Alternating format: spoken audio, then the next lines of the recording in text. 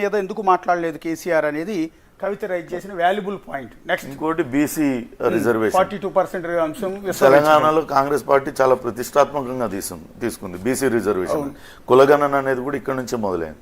ఇక్కడ కులగణన చేస్తామని చెప్పిన తర్వాతే తెలంగాణలో ఇంకా ఎవరైనా బీసీ వాదాన్ని ఎత్తుకున్నారంటే కవిత మాత్రమే. అవును, కవిత బీసీలకు న్యాయం చేయాలి, సామాజిక న్యాయం జరగాలి, బీసీ రిజర్వేషన్లు కల్పించాలంటూ కవిత ఆమె జాగృతి తరపున ఆమె వ్యక్తిగతంగా కూడా చాలాసార్లు చేశారు. కానీ బీఆర్ఎస్ నాయకులు ఎవరు కూడా బీసీలకు రిజర్వేషన్ కల్పించే దానిపైన మాట్లాడలేదు.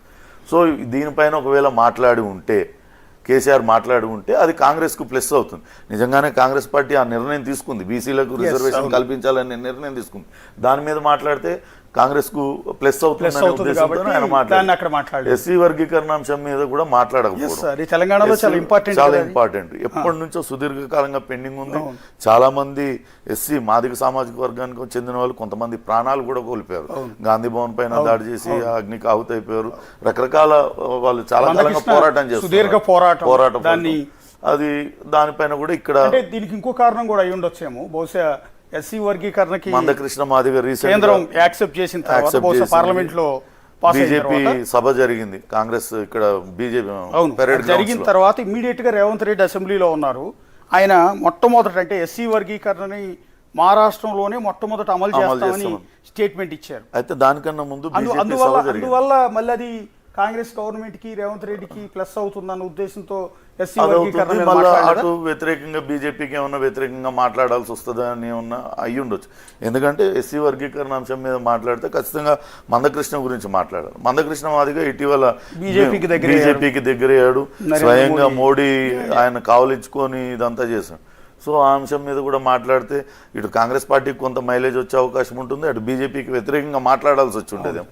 సో అందుకని ఇది చేశారు. అంటే ఆవిడ ఎక్స్పెక్ట్ చేయటం ఏంటంటే ఈ కీలకమైన అంశం వక్ఫ్ బిల్ మీద మీరు మాట్లాడుంటే బాగుండేది, బీసీ రిజర్వేషన్లు 42% అంశాన్ని ఎందుకు విస్మరించారు, ఎస్సీ వర్గీకరణ అంశం మీద మీరు మాట్లాడకపోవటం అనేది కరెక్ట్ కాదు అనేది ఆవిడ సజెస్ట్ చేస్తుంది. తర్వాత ఇంత పెద్ద మీటింగ్ కు మళ్ళీ పాత ఇన్ఛార్జెస్ ఇవ్వటంతో వాళ్ళు పాత పద్ధతిలో తెలంగాణ ఉద్యమకారులకు సదుపాయాలు కల్పించలేదని ఫీడ్బ్యాక్ కొన్ని కాన్స్టిట్యున్సీల నుంచి వచ్చింది. పాత ఇన్ఛార్జీలు అంటే అంతకుముందు ఎవరెవరైతే కొంచెం కేసీఆర్కి దగ్గరగా ఉండి పార్టీ బాధ్యతలు చూస్తున్నారో తిరిగి వాళ్ళకి ఈ సభ నిర్వహణ బాధ్యతలు ఇవ్వడం. వాస్తవానికి ఈమె లేవనెత్తిన ఈ అంశం కేవలం కొన్ని నియోజకవర్గాలకు పరిమితం కాదు. 2001లో పార్టీ మొదలైనప్పుడు గాదే ఇన్నయ్య, జయశంకర్ సార్ లాంటి వాళ్ళు ఇంకా చాలామంది ఉంది. వాళ్ళందరూ పార్టీ నిర్మాణం జరిగి పార్టీ బలపడుతున్న క్రమంలో మెల్లమెల్లగా సైడ్ ట్రాక్ చేస్తారు, వాళ్ళని విస్మరించారు పూర్తిగా. ఆఖరికి కొండా లక్ష్మణ్ బాపూజీ చనిపోతే కనీసం ఆయన మృతదేహాన్ని చూడటానికి కూడా రాలేదనే విమర్శ అటు సొంత పార్టీల వాళ్ళు కూడా అప్పట్లో చేశారు. జయశంకర్ సార్ చనిపోయినప్పుడు వెళ్ళారు, జయశంకర్ సార్ పైన కూడా కేసీఆర్ చాలా అగౌరవపరిచారు అనే చర్చ కూడా పార్టీలో అంతర్గతంగా జరిగింది. ఈయన కేసీఆర్ గారి దగ్గర పిఏగా చేశారు, ఆ తర్వాత ఎమ్మెల్సీగా చేసిన కపిల్ భాయ్ దిలీప్ కుమార్ 2 పుస్తకాలు రాశారు. 2 పుస్తకాల్లో కూడా జయశంకర్ సార్ని కేసీఆర్ ఏ రకంగా అవమానించారు, తెలంగాణ ఉద్యమకారులందరూ తెలంగాణ పార్టీకి టీఆర్ఎస్ పార్టీయా ఇప్పుడు బీఆర్ఎస్ పార్టీ మారిన దానికి ఎందుకు దూరం అయిపోయారనే దానికి చాలా స్పష్టంగా అందులో రాశారు. ఇదే విషయాన్ని మళ్ళోసారి ప్రస్తావించింది. తెలంగాణ ఉద్యమకారులకి మొదటి నుంచి ఉన్న ఉద్యమకారులకి ఇప్పుడు పార్టీలో చోట్లేదు. మొదటిసారి గెలిచినప్పుడే బీఆర్ఎస్ పార్టీలో 2 రకాలైంది. ఒకటి ఉద్యమ తెలంగాణ, రెండోది బంగారు తెలంగాణ. టీడీపీ నుంచి వచ్చిన వాళ్ళకి అప్పట్లో ఉద్యమాన్ని బలంగా వ్యతిరేకించి వేరే పార్టీల నుంచి వచ్చిన వాళ్ళకి వెంటనే వాళ్ళకి అందలం ఎక్కియడం, వాళ్ళకి మంత్రి పదవులు ఇవ్వడం, వాళ్ళందరినీ బీటీ బ్యాచ్ అని పిలుచుకునే వాళ్ళు. అదంతా బహిరంగ రహస్యమే. ఉన్న తెలంగాణ ఉద్యమకారులకు ఎక్కడ కూడా సరైన గుర్తింపు దక్కట్లేదు. మరోసారి అదే అక్కడ సభా వేదిక పైన జరిగింది. భారీ సభా వేదిక వేశారు, పెద్ద స్టేజ్, 500 మందికి పైగా కూర్చునేటట్టు వేశారు. అందులో లీడర్లు, మాజీ ఎమ్మెల్యేలు, ప్రస్తుతం ఉన్న ఎమ్మెల్యేలు, ఇతర నాయకులు, రాష్ట్ర స్థాయి నాయకులే కూర్చున్నారు తప్పితే వీళ్ళెవరిని కూడా పట్టించుకోలేదనేది ఆమె. లోకల్ బాడీస్ లో ఇదొకటి కొంచెం చూడాల్సిన ఇది మళ్ళీ పాత ఇన్ఛార్జీలకే లోకల్ బాడీ ఎలక్షన్స్ లో బీ ఫార్మ్స్ పార్టీ ఇస్తుంది అని ఇన్ఛార్జీలు చెప్పుకుంటున్నట్టు కొన్ని దగ్గర నుంచి తెలిసింది. ఇప్పటికే లోకల్ బాడీ ఎలక్షన్స్ అసలు వాస్తవానికి అయితే ఈ పార్టీకి జరగాలి, మరి వచ్చే నెల ఆ పై నెలలోనో జరుపుతామని అంటున్నాం. చాలాసార్లు గ్రామాలలో సర్పంచ్లు అనుకోండి, సర్పంచ్లు ఇందాక ఇంకో కింద కూడా రాసింది, సర్పంచులుగా పోటీ చేయాలనుకునే వాళ్ళు చాలా రిలాక్స్డ్గా ఉన్నారు. అంటే మేము గెలుస్తామనే ధీమాతో ఉన్నారనేది ఆమె ఒపీనియన్. క్షేత్రస్థాయిలో ఎంపీటీసీ జెడ్పీటీసీ ఎంపీపీగా ఉండాలనుకునే వాళ్ళు ఒకసారి నెక్స్ట్ పేజ్ ఈ బీ ఫార్మ్స్ అనేది మళ్ళీ వీళ్ళు ఇస్తే నియోజకవర్గ ఇన్ఛార్జీలుగా ఉన్న వాళ్ళే ఇస్తే నెక్స్ట్ పేజ్ ఇబ్బందిగా ఉంటుంది అనేది ఆమె ఇన్ఛార్జెస్ నుంచి కాకుండా రాష్ట్ర పార్టీ నుంచి డైరెక్ట్ గా బీ ఫార్మ్స్ ఇవ్వాలని కోరుతున్నారు. నియోజకవర్గాలలో చాలా చోట్ల పరిస్థితులు మారాయి. అప్పట్లో మొదటి నుంచి ఉన్న లీడర్లను కాదని మధ్యలో పార్టీలో చేరిన వాళ్ళు వాళ్ళ అనుకూలమైన వ్యక్తులకి వాళ్ళని ఎంపీటీసీలుగా వాళ్ళని జెడ్పీటీసీలుగా ఇస్తే మొదటి నుంచి పార్టీలో ఉన్న వాళ్ళం మేమందరం నష్టపోతాం. కాబట్టి మొదటి నుంచి పార్టీ కోసం పనిచేసిన వాళ్ళని, ఉద్యమ సమయం నుంచి పనిచేసిన వాళ్ళని గుర్తించి రాష్ట్ర నాయకత్వమే ఇక్కడ బీఆర్ఎస్ భవన్ నుంచి ఇస్తే సరైన న్యాయం జరుగుతుంది. మళ్ళీ పాత ఇన్ఛార్జీలకే ఇస్తే దానివల్ల పెద్ద ఉపయోగం ఉండదు. మళ్ళీ వాళ్ళ అనుకూలమైన వాళ్ళకి ఇస్తారు. ఇదొకటి కొంచెం టెన్షన్ పడుతున్నారు. సర్పంచ్లు అంటే పార్టీలతో సంబంధం లేదు, పార్టీలు సపోర్ట్ చేస్తాయి కావచ్చు కానీ పార్టీ సింబల్ ఉండదు కాబట్టి దానికి వాళ్ళందరూ రిలాక్స్డ్గానే ఉన్నారు, గెలుస్తామనే ధీమాతో ఉన్నారు. ఇందాక మీరు రైజ్ చేసిన పాయింట్, మీరు స్టేజ్ మీదకి వచ్చే లోపల 2001 నుంచి మీతో ఉన్న నాయకులకు మాట్లాడే అవకాశం ఇస్తే బాగుండేదని చాలా మంది అన్నారు. ఇది కూడా ధూమ్ధామ్ కార్యక్రమాలు ఆకట్టుకోవడంలో ఫెయిల్ అయ్యారు. రెండు కలిపి చూడాలి. సభ సాయంత్రం సమయంలో ఎక్కడో జరిగింది. ఉదయం 10 గంటల నుంచి పెద్ద ఎత్తున జనం అందరూ కూడా చేరుకున్నారు. ఈ కార్యక్రమాలు ధూమ్ధామ్ కళాకారుల కార్యక్రమాలన్నీ కూడా 1 గంట 2 నుంచి స్టార్ట్ అయ్యాయి సాయంత్రం దాకా. ధూమ్ధామ్ కార్యక్రమంలో కూడా ఆ రోజు గొడవ అయింది. రసమయ్య బాలకిషన్ అటు ఆయన మొదటి నుంచి కూడా ఈ ధూమ్ధామ్తోనే ఆయన తెర మీదకి వచ్చారు. తెలంగాణ ఉద్యమం సమయంలో ఆయన పాడిన పాటలు చాలామందిని ఆకట్టుకున్నాయి. దాంతోనే ఆయన మానకొండూరు ఎమ్మెల్యే కూడా అయ్యారు. ఇక్కడ సాంస్కృతిక మండలి చైర్మన్గా కూడా చేశారు. ఆ రోజు సభా వేదిక పైన ధూమ్ధామ్ కార్యకర్తలు ఆ పాటలు పాడుతున్న తరుణంలో వేరే ఒక గ్రూప్కి సంబంధించిన గాయకులు కొంతమంది వచ్చి పాటలు పాడటానికి ప్రయత్నించడం, వాళ్ళందరినీ రసమయ్య బాలకిషన్ బయటకు వెళ్ళగొట్టడం, ఇదంతా కొంత గందరగోళం చోటు చేసుకుంది. అట్లనే మొదటి నుంచి ఉన్న నాయకులు ఎవరు కూడా మాట్లాడలేదు, అసలు ఎవరు మాట్లాడలేదు. కేటీఆర్, హరీష్ రావుతో సహా బీఆర్ఎస్ నేతలు ఎవరు కూడా మాట్లాడలేదు. కేవలం ఆ సభలో కేసీఆర్ ఒక్కళ్ళే వచ్చారు, మాట్లాడారు, వెళ్ళిపోయారు. ఇది జరిగింది. మొదటి నుంచి వాళ్ళకి మాట్లాడే అవకాశం ఇచ్చుంటే ఇంతటి పెద్ద సభ కదా, 25 సంవత్సరాలు పార్టీ ఉంది, ఆ పార్టీ సభలో మాట్లాడితే బాగుండేదని. ఇక్కడికి చాలా కీలకమైంది. నెక్స్ట్ లైన్ చాలా కీలకమైంది, అత్యంత వివాదాస్పదమైంది. తెలంగాణలో జరుగుతున్న డిస్కషన్, తెలంగాణలో బీఆర్ఎస్ మీద వస్తున్న ఆరోపణ, పర్టికులర్గా కేసీఆర్ మీద, కేటీఆర్ మీద, హరీష్ రావు మీద వస్తున్న కొన్ని ఆరోపణలకు ఊతం ఇచ్చేలా ఇవాళ ఈ కామెంట్ అనేది ఉంది. బీజేపీ మీద మీరు కేవలం 2 నిమిషాలు మాత్రమే మాట్లాడటంతో చాలామంది ఫ్యూచర్లో పొత్తు పెట్టుకుంటారు అనే స్పెక్యులేషన్ మొదలు పెట్టారు. పర్సనల్గా నాకు కూడా ఇంకా బలంగా మీరు మాట్లాడాలని ఉండే, నేను సఫర్ అయ్యాను కదా అందుకని కావచ్చు, బట్ ఇంకొంచెం మీరు బీజేపీని టార్గెట్ చేయాల్సిందేమో డాడీ. ఇక్కడ కీలకమైనది ఏంటంటే బీజేపీ గురించి 2 నిమిషాలు మాత్రమే మాట్లాడారు, ఇంకెక్కువసేపు మాట్లాడుంటే బాగుండేది, అలా మాట్లాడకపోవటం వల్ల బీజేపీతో మీరు పొత్తు పెట్టుకుంటారు అన్న ప్రచారం, స్పెక్యులేషన్ నడుస్తోంది అనేది ఆవిడ అన్నమాట. చూడాలి. పర్సనల్గా నాకు కూడా ఇంకా బలంగా మీరు మాట్లాడాలని ఉండే, నేను సఫర్ అయ్యా కదా. అంటే లిక్కర్ స్కామ్లో ఆమె జైల్లో ఉండడం, దాదాపు 3-4 నెలలు జైల్లో ఆమె గడిపారు. పూర్తిగా డిప్రెస్ అయిపోయి ఆమె జైలు నుంచి కూడా బయటికి చాలా బాధాకర పరిస్థితులు. అప్పుడే రకరకాల స్పెక్యులేషన్స్ వచ్చినాయి. ఇప్పుడు కొత్తగా ఈ సభతో వచ్చేది ఏం లేదు. అప్పట్లో బీజేపీతో రాజీ పడ్డారు కాబట్టి బీజేపీని విమర్శించడం, ఎప్పుడు కూడా కవిత అరెస్ట్ తర్వాత బీజేపీ మీద అగ్రెసివ్గా ఏ ఒక్క పార్టీ నాయకుడు కూడా కామెంట్ చేయలేదు, వాళ్ళ మీద వ్యతిరేకంగా మాట్లాడలేదు. అప్పుడు నుంచి ఇంకొంచెం మాట్లాడాల్సి ఉండేదేమో అంటున్నారు. బీజేపీతో పొత్తు అనేది, బీజేపీ వాస్తవానికి మొన్న ఎలక్షన్ చూసుకుంటే ఎంపీ ఎలక్షన్ కావచ్చు, అంతకుముందు ఎలక్షన్ బీజేపీకి గణనీయమైన సీట్లు వచ్చినాయి. ఎంపీ సీట్లు 8 వచ్చాయి. ఇవి ఎమ్మెల్యే సీట్లు కూడా దాదాపుగా బాగానే వచ్చాయి. ఎంపీ సీట్లలో ఎక్కడా కూడా బలమైన పోటీ అసలు బీఆర్ఎస్ పార్టీ నేతలు ఎక్కడ కూడా ఇవ్వలేరు. అవంతా కూడా లోపాయికారిగా బీజేపీకే సపోర్ట్ చేశారనే చర్చ పెద్ద ఎత్తున నడిచింది. బీఆర్ఎస్ ఓట్ బ్యాంక్ అంతా కూడా బీజేపీకే ట్రాన్స్ఫర్ అయింది ఆ సమయంలో. ఇంకా ఇప్పుడు నేరుగా పొత్తు పెట్టుకోకపోయినా కానీ లోపాయికారిగా జరగాల్సింది. ఆ ఎన్నికల్లో రేవంత్ రెడ్డి కావచ్చు, కాంగ్రెస్ పార్టీ సీనియర్ నేతలు ఎవరైనా కూడా చేసిన ప్రచారం ఏంటంటే బీఆర్ఎస్ బీజేపీకి బి టీం సో కాబట్టి ఆ పార్టీకి ఓటేయొద్దని కాంగ్రెస్ పార్టీ వాళ్ళు విస్తృతంగా తీసుకెళ్లారు జనాల్లోకి. మొన్న ఎంపీ ఎలక్షన్లో చాలా చోట్ల మనం చూసాం, గ్రామాలలో నేరుగా బీఆర్ఎస్ కార్యకర్తలు బీజేపీకి కొంత బలంగా ఉన్న చోట్ల బీజేపీకే వాళ్ళు ఓట్లేశారు నేరుగా. ఇంకా నేరుగా పొత్తు పెట్టుకోలేదు అంతే. అదే డౌట్ ఇక్కడ. బీజేపీ జనాలు కేవలం 2 నిమిషాలు మాత్రమే మాట్లాడటంతో చాలా మంది ఫ్యూచర్ లో పొత్తు పెట్టుకుంటారు అనే స్పెక్యులేషన్ మొదలు. ఆయన ఆ రోజు 2 నిమిషాలే మాట్లాడారు, కానీ ఏం మాట్లాడారు, చాలా ఎక్కడ కూడా మాట తునక్కుండా, బీజేపీ కేంద్ర ప్రభుత్వాన్ని పెద్దగా విమర్శించకుండా, ఇక్కడ జరుగుతున్న కార్యక్రమాల్లో రాష్ట్రానికి తేవాల్సిన ఏంటి, బీజేపీ ఏం తేలేదు, బడ్జెట్లో అన్యాయం జరిగింది, ఇట్లాంటివి తప్పించి నేరుగా బీజేపీ నేతలను అటు మోడీనో లేకుంటే అమిత్ షా పొలిటికల్ ధోరణిలో మాట్లాడారు తప్ప ఒరిజినల్ కేసీఆర్ మాట్లాడినట్లు లేదు. చాలా ఆయన ఆచితూచి మాట్లాడారు, కానీ బీజేపీని ఎక్కడ బలంగా విమర్శించలేదు. ఇప్పుడు కొత్తగా ఈ స్పెక్యులేషన్ ఏం లేదు, మొదటి నుంచి కూడా ఉంది. బీజేపీ మొన్న ఎంపీ ఎలక్షన్లో బలపడ్డదంటే అది కేవలం బీఆర్ఎస్ కేడర్ అంతా కూడా ఏకపక్షంగా అటు చేయడం వల్లనే వాళ్ళకు అన్ని ఓట్లు వచ్చాయనేది.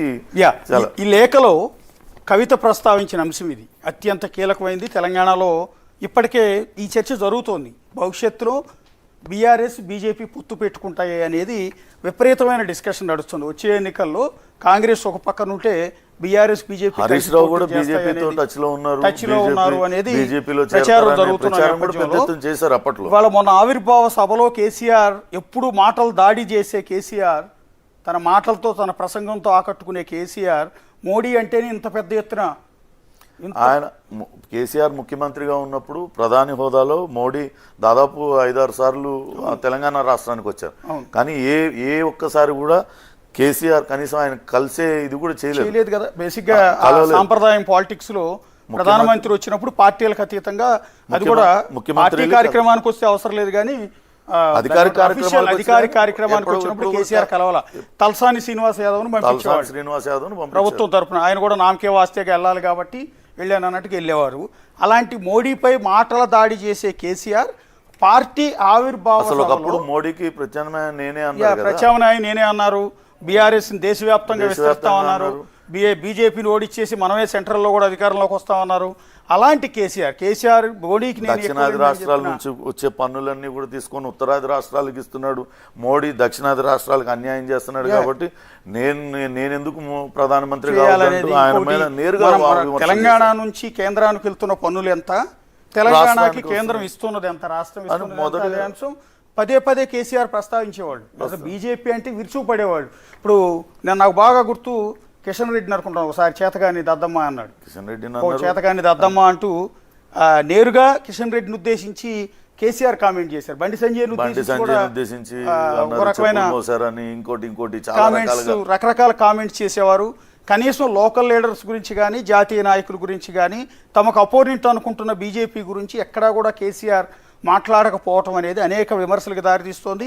సొంత కూతురు కూడా దాన్ని క్యాచ్ చేసింది, సొంత కుమార్తె కూడా అదే అనుమానాన్ని రైజ్ చేసింది. ఇక్కడ మీరు బీజేపీ మీద మీరు కేవలం 2 నిమిషాలు మాత్రమే మాట్లాడటంతో చాలామంది ఫ్యూచర్లో పొత్తు పెట్టుకుంటారు అనే స్పెక్యులేషన్ మొదలుపెట్టారు.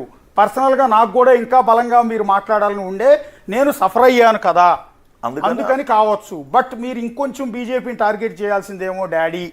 సో ఇది ఒక సజెషన్, బయట జరుగుతున్న ప్రచారం చెప్పే ప్రయత్నం. సో ఇది నేరుగా ఈ లెటర్ ఎందుకు రాసిందన్న డౌట్ మీకు అందరికీ సహజంగా రావచ్చు. మేము స్టార్టింగ్లో కూడా చెప్పాము, ఇప్పుడు కూడా చెప్తున్నాం. లెటర్ ఎందుకు రాసింది కవిత అంటే ఇదిగోది ఇలాంటి మాటలు, మీరు బీజేపీతో పొత్తు పెట్టుకుంటారేమోనన్న ప్రచారం అన్న అంశం కేసీఆర్కి చెప్పడానికి ఎంత ధైర్యం కావాలి? పార్టీలో ఏ లీడర్ అన్నా చెప్పే గట్స్ ఉంటాయా?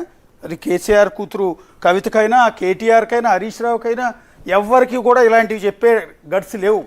రాజకీయాలు ఆయనకి చెప్పే అంత స్థాయి కూడా లేదు కాబట్టి లేఖ రూపంలో ఆమె చెప్పుకునే ప్రయత్నం చేసింది తండ్రికి. సో పార్టీని సరిదిద్దాలి, ఈ రకమైన ప్రచారం ఉంది అనేది, బీజేపీతో పొత్తు పెట్టుకుంటున్నారన్న అంశం తండ్రికి తెలియాలి, పొత్తు పెట్టుకుంటున్నారన్న ప్రచారం జరుగుతున్న విషయం తండ్రికి తెలియాలి అన్న ఉద్దేశంతో ఈ లేఖలో రాశారు. Next page. ఎస్, కాంగ్రెస్ మీద గ్రాస్ రూట్స్లో ఫెయిత్ పోయింది, బీజేపీ ఆల్టర్నేట్ అవుతుందేమోనన్న ఆలోచన మన కేడర్ ఎక్స్ప్రెస్ చేస్తున్నారు. ఎమ్మెల్సీ ఎలక్షన్స్లో మనం పోటీ చేయకుండా బీజేపీకి హెల్ప్ చేశామనే మెసేజ్ కాంగ్రెస్ బలంగా తీసుకెళ్ళింది. మొన్న ఉపాధ్యాయ సంఘాలకు సంబంధించిన ఎమ్మెల్సీ అయింది, అట్లనే పట్టభద్రుల ఎమ్మెల్సీలు అయినాయి, హైదరాబాద్ ఎమ్మెల్సీ. ఎక్కడ కూడా బీఆర్ఎస్ పోటీ చేయలేదు. చేయలేదు. ఈసారి పోటీకి మేము దూరంగా ఉంటున్నాం. పరోక్షంగా బీజేపీ ఎంపీ ఎలక్షన్లో ఏం జరిగిందో ఇప్పుడు ఎమ్మెల్సీ ఎలక్షన్లో కూడా అదే జరిగింది. ఎందుకు పోటీ చేయలేదు? ఇప్పుడు ఎందుకు పోటీ చేయలేదంటే తగినంత బలం లేదు. ఓడిపోతే మళ్ళీసారి ఇప్పటికే ఓడిపోయారు. పార్టీ ఎమ్మెల్యేలు పార్టీ మారారు, కార్యకర్తలందరూ నైరాశ్యంలో ఉన్నారు. ఇటువంటి టైంలో ఎమ్మెల్సీ ఎలక్షన్లో కూడా ఓడిపోతే చాలా ఇబ్బందికర పరిస్థితి. కార్యకర్తలు ఇప్పుడే నైరాశ్యంలో ఉన్నారు. ఇగో బీజేపీ ఆల్టర్నేట్ అవుతుందేమో అన్న ఆలోచన క్యాడర్లు ఎక్స్ప్రెస్ చేస్తున్నారంటే బీజేపీ ఆల్టర్నేట్ అవుతుందని కేసీఆర్ ఇప్పుడు బీఆర్ఎస్ అంటేనే తెలంగాణ అంటేనే కేసీఆర్ అనుకునే వాళ్ళు. వేరే ఆలోచన కార్యకర్తలు అంత బలంగా ఉన్న వాళ్ళు, వాళ్ళకి ఆలోచన వచ్చిందంటే ఏంటి అర్థం? మీరే స్వయంగా వాళ్ళని దానికి ఓటేయమని చెప్పుంటారు కదా. ఎంపీ ఎలక్షన్స్ లో బీజేపీకి పరోక్షంగా హెల్ప్ చేశారు అనేది కవిత రైజ్ చేసిన పాయింట్. అండ్ దెన్ ఇప్పుడు ఎమ్మెల్సీ ఎలక్షన్లో మనం పోటీ చేయకుండా బీజేపీకి హెల్ప్ చేసామన్న మెసేజ్ కాంగ్రెస్ బలంగా తీసుకెళ్ళింది అనేది. కాంగ్రెస్ దానివల్ల నష్టం జరిగింది అని నిజంగానే. కాంగ్రెస్ ఇప్పుడు మనం చూసుకుంటే ఇక్కడ కరీంనగర్ ఈ పట్టభద్రుల దానికి కాంగ్రెస్ పార్టీ ఒక ఆయన్ని all force Narender Reddy somebody ఎవరినో పెట్టారు. అదే స్థానానికి బీజేపీ నుంచి ఇంకో ఆయన పోటీ చేశాడు. వాస్తవానికి నరేందర్ రెడ్డి గెలుస్తాడనే ఇది ఉంది. కానీ బీఆర్ఎస్ ఓట్లతోనే అక్కడ బీజేపీ ఎమ్మెల్సీలు అనే చోట విజయం సాధించారు. బీఆర్ఎస్ ఓట్లు ఖచ్చితంగా అటువైపు టర్న్ అయ్యాయి. దానిలో ఏమీ మొహమాటం లేకుండానే చెప్పాలి. అంటే నన్ను ఇబ్బంది పెట్టి నన్ను అన్ని నెలల పాటు జైల్లో పెట్టిన పార్టీకి మీరు పరోక్షంగా ఎలా సపోర్ట్ చేస్తారన్న ఆవేదన ఇక్కడ ఆవిడ మాటల్లో చాలా క్లియర్గా కనపడుతోంది. ఇందాక కూడా ఒక లైన్ ఉంది కదా, నేను సఫర్ అయ్యా కదా, బీజేపీని టార్గెట్ చేస్తే బాగుంది. ఇది అంటే రాజకీయాలలో ఎవరు శాశ్వత మిత్రులు శాశ్వత శత్రువులు. ఇప్పటికీ మనం కొంతవరకు ఓటమి పాలయం. రాబోయే ఎన్నికల్లో తిరిగి మరోసారి పోటీ చేయాలి. కార్యకర్తలందరూ నైరాశ్యంలో ఉన్నారు. అటువంటి సమయంలో కేంద్రంలో బలంగా ఉంది బీజేపీ. ఇప్పుడు నిన్న మొన్న పహల్గాం దాడి తర్వాత మళ్ళీ అటు పాకిస్తాన్ పైన దాడి, ఇవాళ ఉదయం కూడా రాజస్థాన్లో ఎక్కడో మాట్లాడారు నరేంద్ర మోడీ, చాలా అగ్రెసివ్గా మాట్లాడారు. అదంతా కూడా క్యాడర్లో విపరీతమైన పాజిటివ్ పెరుగుతూ ఉంది. వాళ్ళందరికీ కార్యకర్తల బలం పెరుగుతూ ఉంది. వాళ్ళకి విపరీతమైన ఆదరణ లభిస్తుంది. ఖచ్చితంగా వీళ్ళ అవసరం ఉంటుంది. రాజకీయాలలో ఈయన పొత్తులు పెట్టుకోవడంలో అందులో కేసీఆర్ మామూలు ఇది కాదు. మొదట ఎన్నికల్లో అప్పుడు గెలవంగానే పోయి కాంగ్రెస్ పార్టీలో విలీనం చేస్తా అన్నారు, అది మానేశారు. తర్వాత బీఆర్ఎస్తో ఎలక్షన్లు కాగానే వెళ్ళి బీఆర్ఎస్తో బీజేపీతో కలిశారు. అక్కడికి వెళ్ళి ఇంకా ఎవరితోని ఇది కాకుండా తిరిగి మరోసారి కలిసిన ఆశ్చర్యపోనవసరం లేదు. అదే డౌట్. ఎమ్మెల్సీ ఎలక్షన్స్ లో మనం పోటీ చేయకుండా బీజేపీకి హెల్ప్ చేసామన్న మెసేజ్ కాంగ్రెస్ బలంగా తీసుకెళ్ళింది. ఆటోమేటిక్ అధికారంలో ఉన్న పార్టీ మొన్న అపోనెంట్ కాబట్టి ఆ పార్టీ బీజేపీకి బీఆర్ఎస్ మధ్య ఉన్న సంబంధాలను ఎండగట్టే ప్రయత్నం, జనాల్లోకి తీసుకెళ్లే ప్రయత్నం. మీరు ఇటు ఓటేస్తే గతంలో అక్కడ ఓటింగ్ శాతం ఎంత అయింది, బీఆర్ఎస్ ఓటింగ్ శాతం ఎంత, బీజేపీ ఓటింగ్ శాతం ఎంత, కాంగ్రెస్ ఓటింగ్ శాతం ఎంత, ఇప్పుడు బీజేపీకి వచ్చిన ఓటింగ్ శాతం ఏంటి? బీజేపీకి అంత స్థాయిలో ఓట్లు పెరిగాయంటే అది ఎక్కడి నుంచి వస్తాయి? కాంగ్రెస్కి అయితే కాంగ్రెస్ ఓట్లే పడ్డాయి. బీఆర్ఎస్ ఓట్లు బీజేపీకి పడితేనే కదా దాని పెరిగేది, దాని శాతం పెరిగేది. Yes, at least now we can hold a plenary for 1 or 2 days. Here has many opinions from cadre. Okay, ఇది నెక్స్ట్ కొంచెం ఈ విషయం సీరియస్గా థింక్ చేయండి. Sorry for a long letter అన్నారు. ఇంకో పేజ్ ఉంది కదా, ఒకసారి ఇంకో పేజ్ ఉంది. ఇది కూడా ఒక మంచి సూచన అని భావించాలి. ఏది సభ తర్వాత ఒక 2 రోజులు ప్లీనరీ పెట్టి కార్యకర్తలు నాయకులు ఏమనుకుంటున్నారు వీలైనంత మంది ఎక్కువ వాళ్ళ అభిప్రాయాలన్నీ తెలుసుకుంటే తర్వాత దిశానిర్దేశం చేయడానికి బాగుంటుంది కదా. చాలా మంది మీతో ఫోటో దిగాలని చేయగలపాలని అంటుంటే చాలా హార్ట్ వార్మింగ్ గా అనిపించింది. ZPTC, ZP chairman, MLA level leaders చాలా మంది మీకు యాక్సెస్ దొరకట్లేదని బాధపడుతున్నారు, సెలెక్టివ్ యాక్సెస్ అని ఫీల్ అవుతున్నారు. Kindly reached out to everyone. ఇది ఉందా? ఇది నిజమేనా? ఎర్రవల్లి ఫామ్ హౌస్ కి పార్టీ లీడర్లు ఓడిపోయిన తర్వాత కూడా కలవట్లేదు. ఓడిపోయిన తర్వాత కొంతవరకు కలిసే ప్రయత్నం చేస్తున్నారు. నియోజకవర్గాల వారిగా అక్కడ మీటింగ్ ఏర్పాటు చేసుకున్నారు. ఒకసారి హైదరాబాద్కు సంబంధించిన ఎమ్మెల్యేలు అందరూ వెళ్ళారు. కొంతమంది ఎమ్మెల్యేలు వెళ్తూ వస్తూ పోతూ ఉన్నారు. ఇది అధికారంలో ఉన్నప్పుడు కానీ అధికారం పోయినాక కూడా పెద్దగా లీడర్లతో అధికారంలో ఉన్నప్పుడు మంత్రులు కూడా కలిసే అవకాశం లేదు కదా. ఇప్పుడు కూడా అదే స్థాయిలో ఉంది. అక్కడ ఆయన అనుకుంటే వెళ్ళి కలవాలి తప్పితే నేను వెళ్ళి కలవాలి అనుకుంటే కలవరు. అంటే నేను అంటే ఎమ్మెల్యేను సెలెక్టెడ్ ఏమంటారంటే ZPTC, ZP chairman, MLA level leaders కూడా చాలా మంది మీ యాక్సెస్ దొరకట్లేదని బాధపడుతున్నారు, సెలెక్టివ్ యాక్సెస్ అని ఫీల్ అవుతున్నారు. Kindly reach out to everyone. అది వాస్తవమే కదా. సెలెక్టివ్ గా కొంతమందికి మాత్రమే మీరు యాక్సెస్ ఇస్తున్నారు. ఈమె అనేది కాదు, ఈమెతో ఎవరో ఒకరు చెప్పుకుంటేనే కదా. మీ నాన్నగారిని కలవడానికి చాలాసార్లు ప్రయత్నించాము, కలవలేకపోయామని చెప్పుకుంటేనే కదా ఈమె రాసేది. ఖచ్చితంగా ఇది ఉంది. ఇప్పుడు ఎన్ని ఓటమి పాలైన తర్వాత ఆయన గాయపడ్డారు, కొద్ది రోజులు చికిత్స తీసుకున్నారు, తర్వాత ఎర్రవల్లి ఫామ్ హౌస్కి వెళ్ళిపోయారు, అక్కడే రెస్ట్ తీసుకున్నారు. ఆ తర్వాత ఈ పొలిటికల్ యాక్టివిటీస్లో అసలు ఎప్పుడు కూడా ఆయన యాక్టివ్గా లేరు. తర్వాత పొలిటికల్ యాక్టివిటీ కొంచెం మొదలుపెట్టిన తర్వాత ఆయన ఎవరినైతే కలవాలనుకున్నారో వాళ్ళని పిలిపించుకొని కలవడమే తప్పించి ప్రతి ఒక్కళ్ళు, నేను ఇప్పుడు ఒక నియోజకవర్గం ఎమ్మెల్యేలు కలవాలంటే అక్కడ యాక్సెస్ ఉండదు. అది ఆ విషయాన్ని కూతురే ఈమెతో ఎవరో చెప్పుంటేనే కదా చెప్పారు. అదే నేను అంటుంది అదేనండి. ఇప్పుడు ఒకటి బీజేపీతో పొత్తు పెట్టుకుంటామని బయట ప్రచారం చేస్తున్నారని, రెండోది బీజేపీ గురించి మీరు మాట్లాడకపోవటం తప్పని, రెండోది ఎమ్మెల్సీ ఎలక్షన్లో పోటీ చేయకుండా మనం బీజేపీకి సపోర్ట్ చేశామని.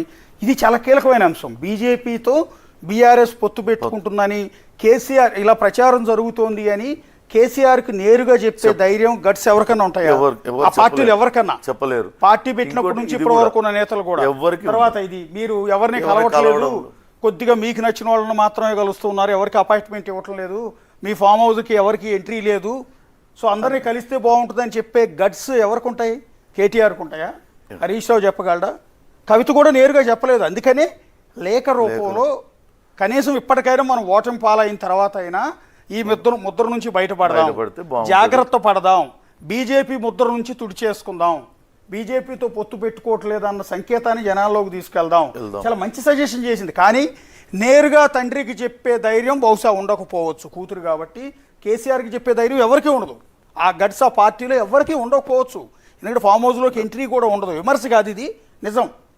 కూతురు కాబట్టి ఈమె వెళ్ళి మాట్లాడాలనుకుంటే మాట్లాడచ్చు తప్ప రాజకీయపరమైన అంశాలు, బీజేపీతో పొత్తు గురించి, బయట జరుగుతున్న ప్రచారం గురించి నేరుగా తండ్రికి, పార్టీ అధ్యక్షుడైన కేసీఆర్కి చెప్పే ధైర్యం బహుశా కవిత. రాజకీయ చాణక్యత కూడా ఆయనకు చాలా ఉంటుంది, రాజకీయ చతురత కూడా చాలా.